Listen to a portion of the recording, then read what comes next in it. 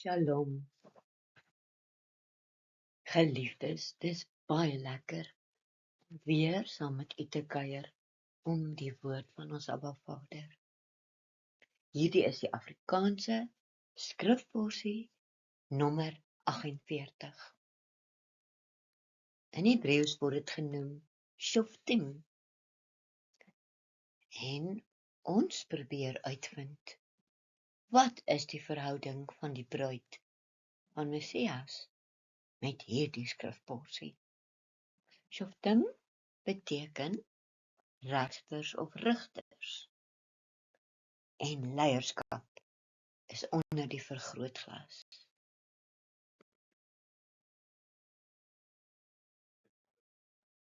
Die leesgedeeltes wat ons hierdie week moes lees, en vandag, is uit die eerste 5 boeke, die Torah, Deuteronomium 16, vers 18, tot hoofstuk 21, vers 9. Uit die profete en geskrifte lees ons graag vir u voor, uit Jesaja 51 en 52. En uit die goeie nuus lees ons uit Johannes 1, vers 19 tot 27. Kom ons bid net eers saam, voordat ons begin. Hemelse Koning, baie dankie dat ons kan stil word, om vir 'n tydjie saam met u woord te bestudeer. Ons is nietige mense, daarom vra ons, kom, o Heilige Gees, Ruach HaKodesh, en vul ons. Wees by ons, en lei ons in u waarheid alleen. Halleluja.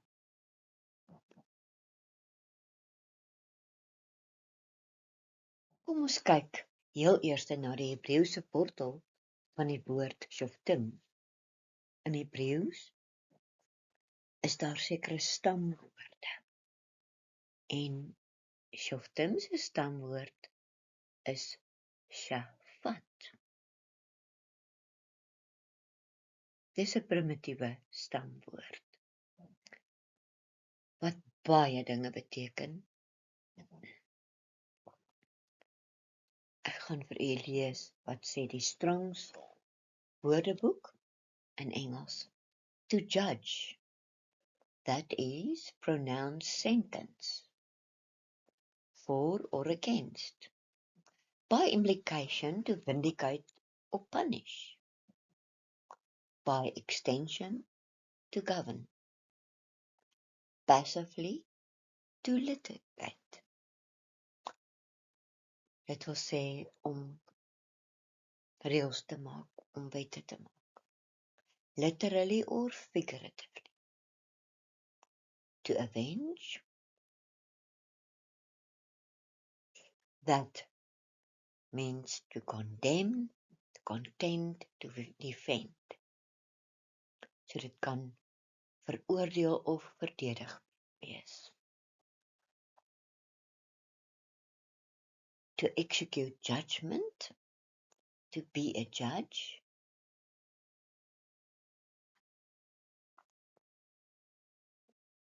Needs, plead, reason, rule. Sjoe, daar is 'n wye betekenis vir hierdie stamwoord. Hierdie week is leierskap en koninkryksadministrasie onder die vergrootglas geplaas. Onthou, ons is in hierdie week in die Bybelse maand van Elul.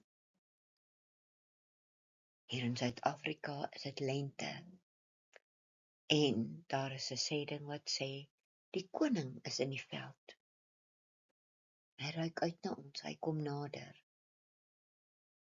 Mag dit wees, nie om ons te veroordeel of to judge nie, maar om ons nader aan hom te trek. Die Rabbi San skryf so treffend in sy inleiding van hierdie porsie. The month of Elul is not just about preparing for a ceremony. Ceremony sal nou wees die feeste wat kom, of dan die bruilofsfees van die Lam.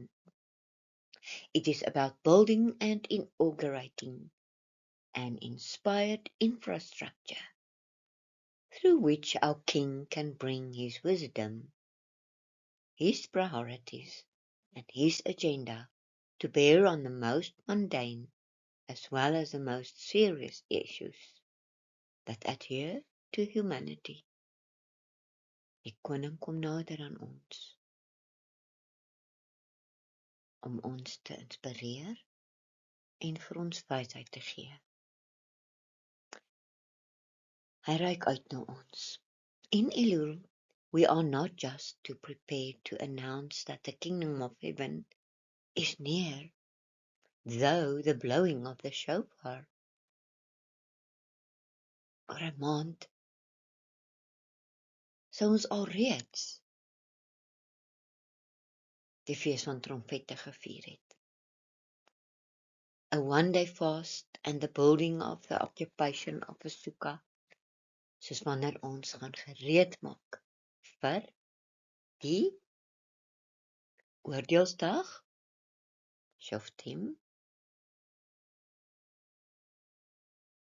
die regter, so ons koning is nie net en wat heers nie, maar hy kom ook oordeel met Yom Kippur, en dan as ons voorberei vir die fees van tabernakels. Want, soos die woord sê, he comes to tabernacle with us.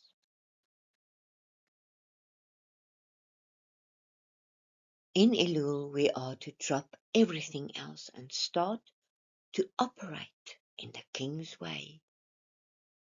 Demonstrate his goodness with good deeds, and administer his decrees in gentleness, kindness, and shalom.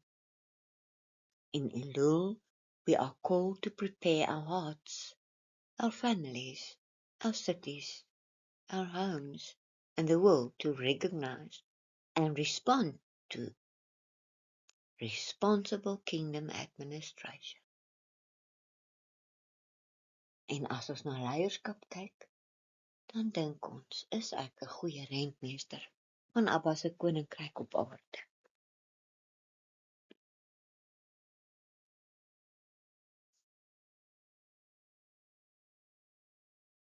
In Deuteronomium 16, vers 18 gaan ons lees van die regters en die amptenare. Jy moet regters, of dan rigters soos in die ou vertaling, en amptenare aanstel. Vader praat nou met Moses om te gaan doen wat hy sê. Hy moet regters en amptenare aanstel in al die dorpe wat Jotawafai, jou God, jou Elohim, jou gee, volgens jou stamme, en hulle moet die volk oordeel volgens 'n regverdige oordeel. Jy mag nie reg nie verdraai nie. Jy mag nie partydig wees of enige omkoopgeskenk aanvaar nie, want die omkoopgeskenk verblind die oë van die wyse en verdraai die woorde van die regverdige. Jy moet onpartydige opregtheid navolg, sodat jy kan lewe en die land in besit neem, wat Jotawafai jou God jou gee. Abba gee aan Moses die opdrag dat sy volk regters, of soos die ou vertaling sê rigters, moet aanstel om die volk te lei en uitspraak te maak.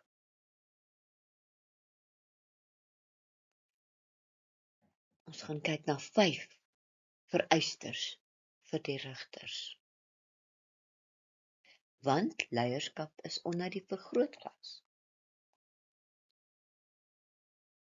Nommer 1, die regters moet die volk oordeel volgens 'n regverdige.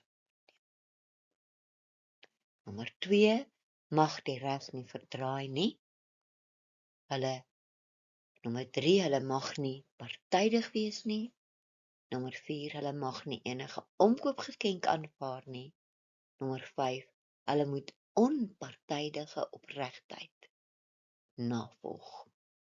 Hier word die woord tzedek 2 keer herhaal.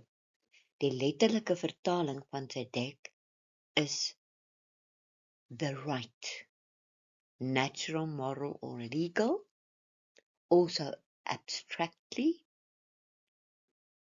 equity, or figuratively, prosperity, that which is altogether just. Abba sê, sodat jy kan lewe en die land in besit neem, wat Jotty waarvan jou God aan jou gee. My vraag is, dink jy die rigters het Israel goed gelei?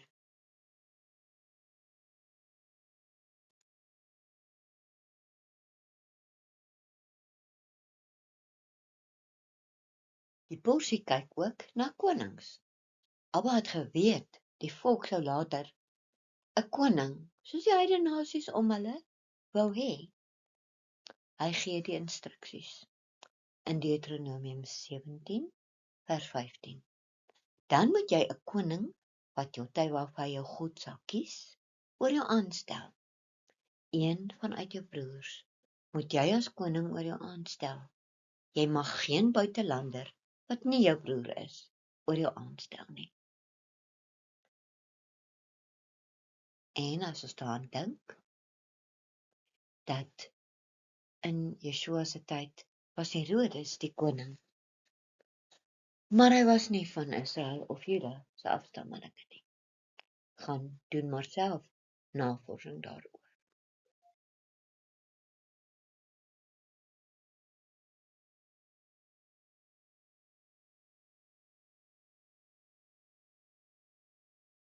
Ons kyk wat is die vereistes vir 'n koning. Hy mag net nie vir hom baie perde aanskaf nie. Interessant, né? Hy mag die volk nie na Egipte teruglei om baie perde aan te skaf nie. Perde was rykdom daai tyd. Nommer 3. Ook mag hy nie baie vroue aanskaf nie, dat sy hart nie afwyk nie. Nou kan ons wonder, né?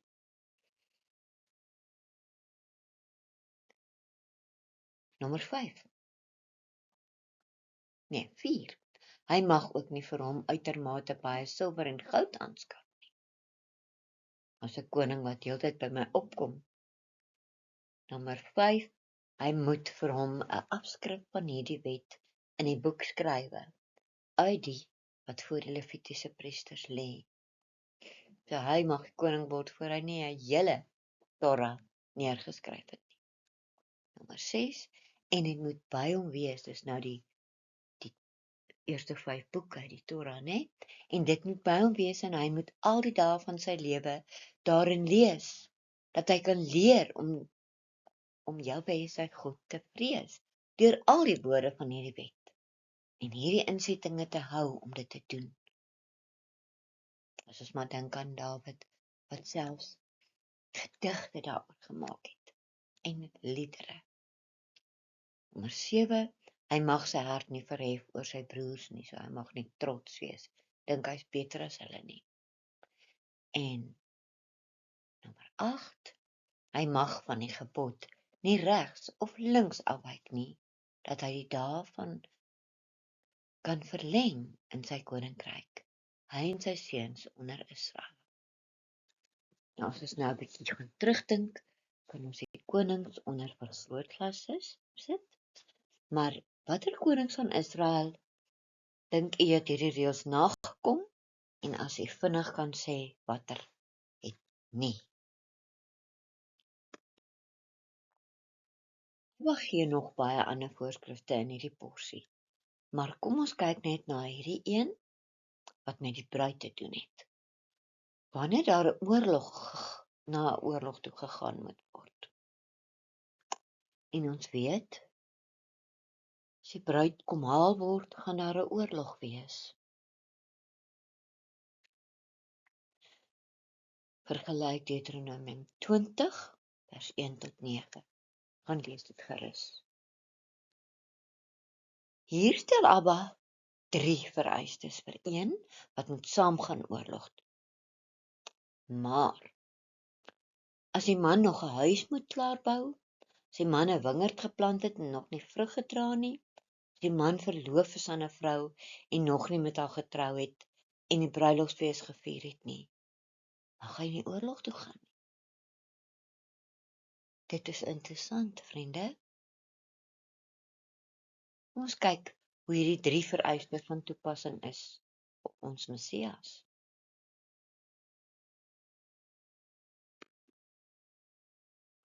Grant Litton lê dit vir ons so mooi uit in sy Parsha Seasonings. Waarom het Messias nog nie gekom nie? As die man nog 'n huis moet klaarbou. In Johannes 14 het Yeshua gesê, ek gaan na my Vader se huis om vir julle 'n plek te berei. En as ek die plek berei het, sal ek weer na julle toe kom. So hy is nog besig om ons huis te bou. Dis waarom hy vertoef. En nommer 2, as die man 'n wingerd geplant het en dit het nog nie vrug gedra nie. Ons lees in Matteus 21 en Lukas 20 van die wingerd. En ons vra vir onsself vandag af, dra Abba Vader se wingerd genoeg vrug? Sjoe, geliefdes.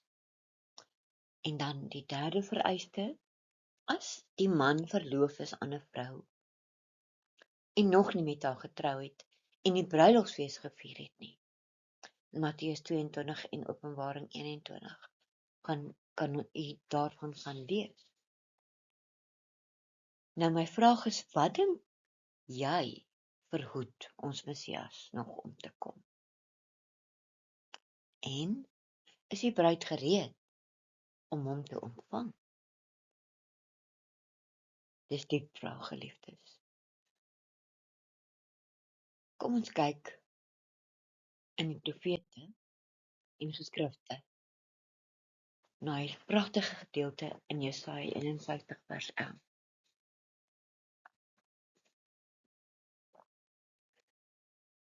So sal die vrygekooptes van Jotywafai teruggaan en met vreugdevolle krete na Sion kom en ewige vreugde sal op hulle kop wees. Hulle sal vreugde en blydskap verkry en droefheid en gesig sal wegvlug. Ek is hy wat julle troos. Wie is jy dat jy bang is vir die mens wat sterf en vir die seun van 'n mens wat soos gras gemaak is, sodat jy Jotywafai wat jou gemaak het, vergeet, wat die hemel uitgesprei het, na die fondasies van die aarde gelê het, dat jy voortdurend die hele dag vrees as gevolg van die woede van die onderdrukker, soos hy gereed maak om te vernietig. Wat is die woede van die onderdrukker?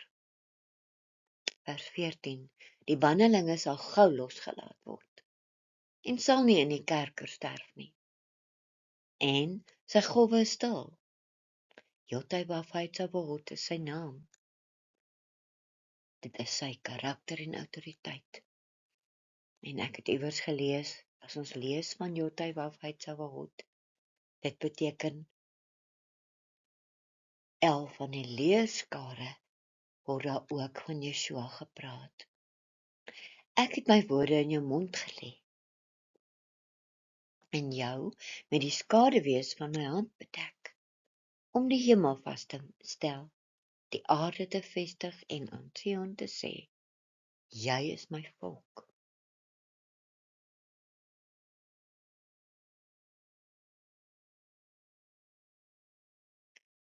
Ek het vir u 'n vraag en uit die volgende gedeelte in Jesaja 52 gaan ons duidelik sien.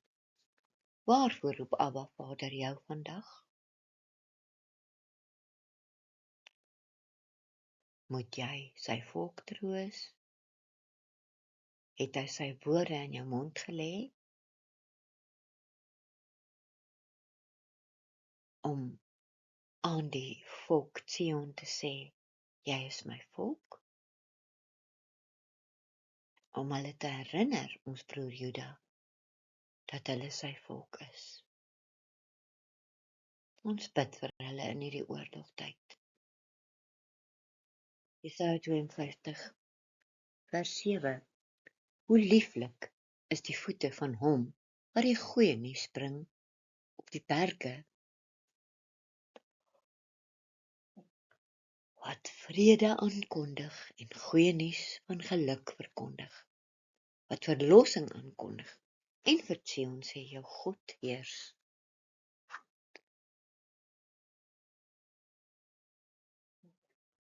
Het hy u geroep, dat u die goeie nuus en vrede moet aankondig,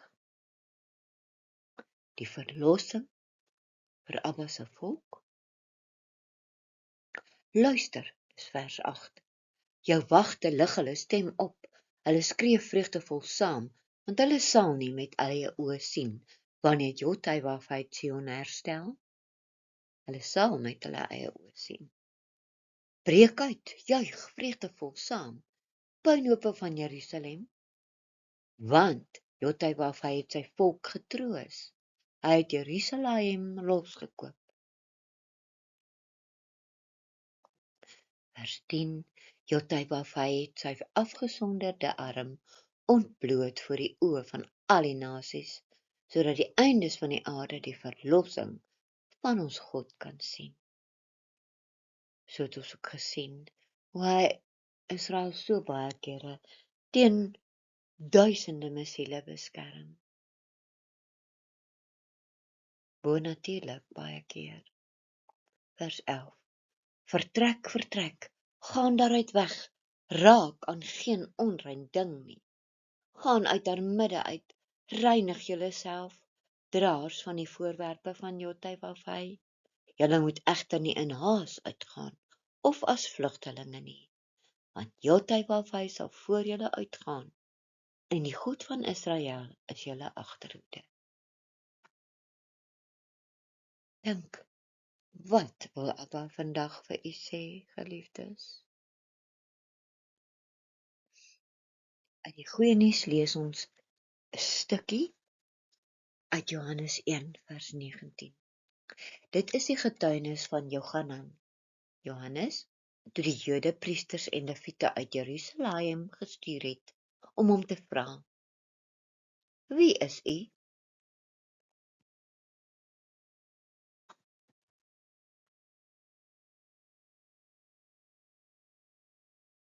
Hulle was natuurlik bang dat hy die Messias is. Hy het erken, en nie ontken nie, maar erken, ek is nie die gesalfde een nie, dit beteken die Messias nie. Hulle vra hom weer, wie dan? Is u Eliyahu? Ek is nie. Is u die profeet? Hy antwoord, nee. Hulle vra vir hom, wie is u dan, sodat ons 'n verklaring kan gee aan die wat ons gestuur het? Wat sê u van uself? Vers 23, Johannes sê, ek is die stem van een wat roep in die wildernis, berei die pad van Jothai voor, soos Jesaja, die profeet gesê het. Die wat gestuur is, was uit die Fariseërs, en hulle vra hom en sê vir hom, hoekom doop u dan as u nie die gesalfde, die Messias een, of Eliyahu is nie, of die profeet is nie? Maar ons weet, Abba het Johannes vooruitgestuur, sodat hy die pad kan regmaak en gereed maak vir ons Messias. Vers 26 in Johannes 1. Johanan antwoord hulle en sê, ek doop in water. Staan tussen julle, vir wie julle nie ken nie. Dit is hy wat na my kom, en hy self was voor my. Wie se sandaalband se skoene ek nie waardig is om los te maak nie. Dit het gebeur by Beit Anea, aan die oorkant van die Jordaan, waar Johanan besig was om te doop. Die volgende dag sien Johanan vir Yeshua na hom toe kom, en hy sê, let op, hy is die lam van God, wat die woorde en die sonde van die wêreld wegneem.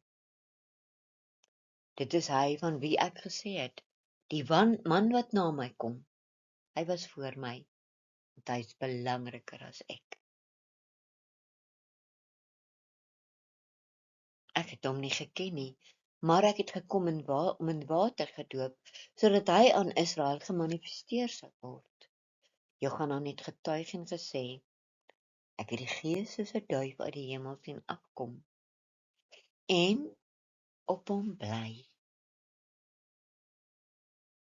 Ek het hom nie geken nie, maar hy wat my gestuur het, om met water te doop, het vir my gesê, hy op wie jy die Gees sien afkom en bly, dit is hy wat die Gees van afsondering doop. Die Gees van afsondering, die Heilige Gees. En ek het gesien en getuig dat hierdie die Seun van God is.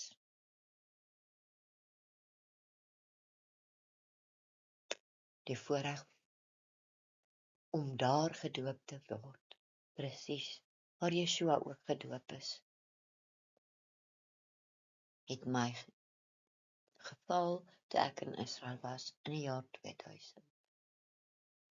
Nou vra ons 'n vraag, is ek en jy bereid om soos Johannes 'n getuie van ons meester te wees? 'n stem roepende in die woestyn.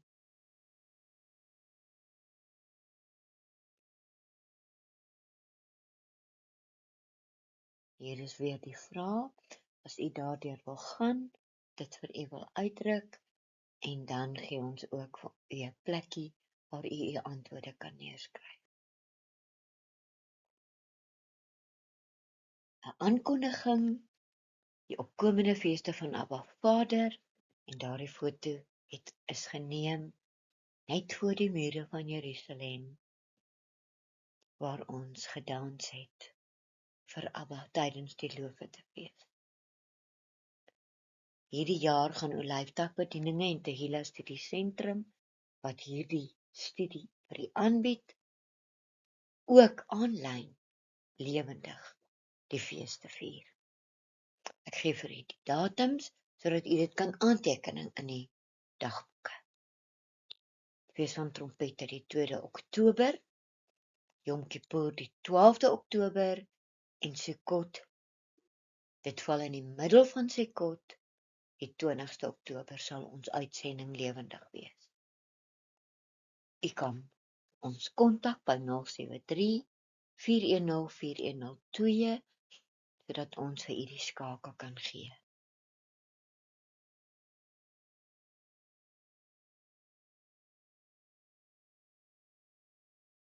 Kom ons sluit af met gebed, geliefdes.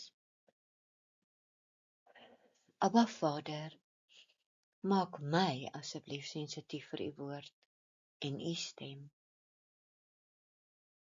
Help my om eerstens 'n goeie rentmeester en leier te wees, waar u my kan gebruik en wil gebruik. Help my om onmiddellik op die roepstem te reageer, as u ons roep, om vir u 'n getuie en 'n werktuig te wees. Help my om vlug te dra, sodat ek as die bruid gereed kan wees, wanneer u op die wolke kom. Ons roep Maranatha en Halleluja. Ek groet u, Stefanie, van Olyfdagbedieninge en Tehillah Studiesentrum. Shalom, tot volgende week. Die volgende skyfie kan u die bibliografie kry. Moenie my glo nie, maar gaan lees self die woord en ondersoek die waarheid.